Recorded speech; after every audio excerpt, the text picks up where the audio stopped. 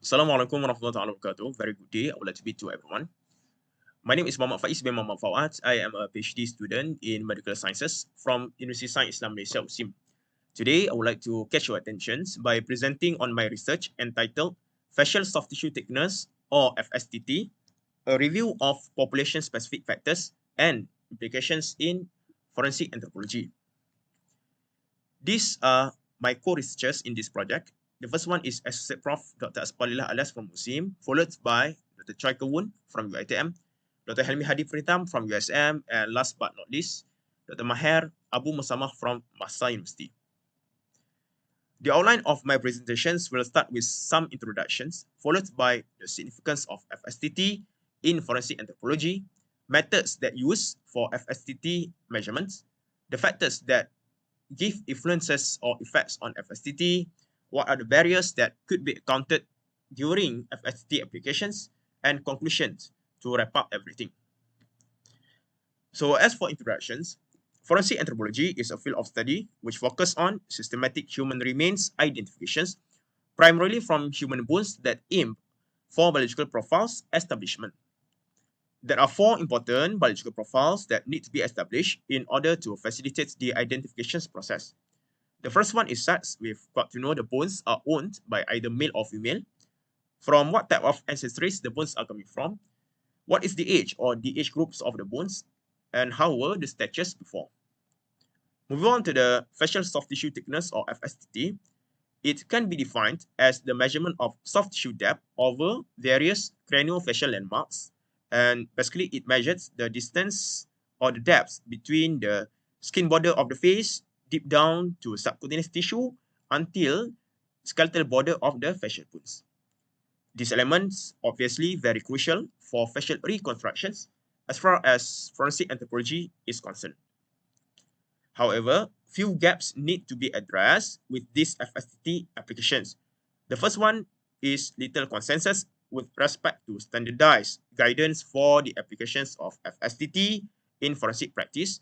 And secondly, there is still a lack of investigations or studies that assess the influences of biological profiles like sex, age, and ancestry on FSTT measurement.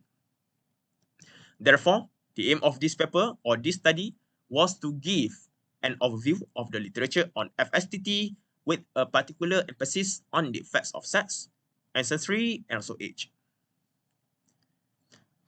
FSTT plays crucial roles in forensic anthropology, particularly in human identifications, by help to define facial height and width, which are the key components or the key factors of facial images productions, aids in facial reconstructions, and will be very critical, especially in the cases where only skeletal remains or bones are left, for example, in severe decompositions or mass disaster situations. Various methods are employed for FST measurements, namely traditional methods, which involve direct cadaver measurements using pins and so gauge. This method is quite cheap, however, it is quite intrusive as the soft tissues will be frequently affected by the postmortem changes. Second method is imagings, involve measuring tools inside the modalities like ultrasound, computed tomography or CT scan, also magnetic resonance imaging or MRI. And the last one is 3D scanning method.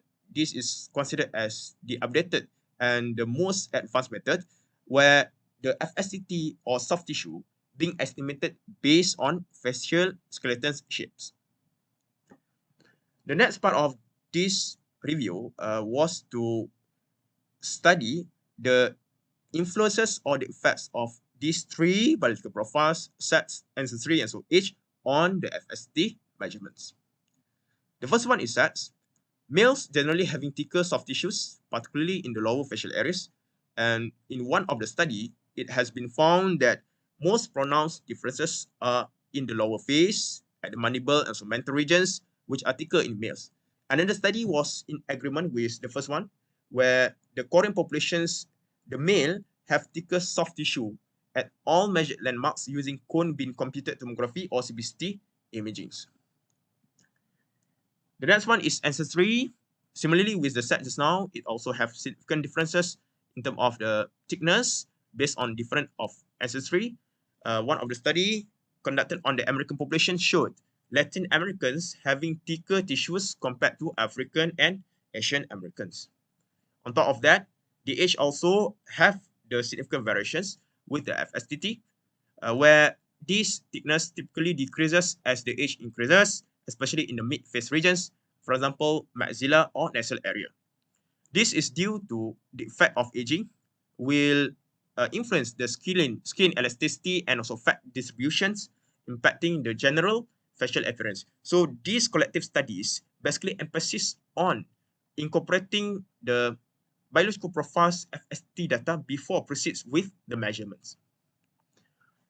Several barriers or challenges will hinder or will also need to be considered before proceeds with these FST measurements. The first one is lack of uniform guidelines, because researchers nowadays consider different modalities like CT, MRI, and ultrasound supported by other analytical features. Not only that, previous methods that mentioned just now, like traditional measurements, 3D scanning methods, will also be employed by the researchers according to their preferences. So this could lead to imprecise FST data collections because of different in terms of the methods and researchers' preference.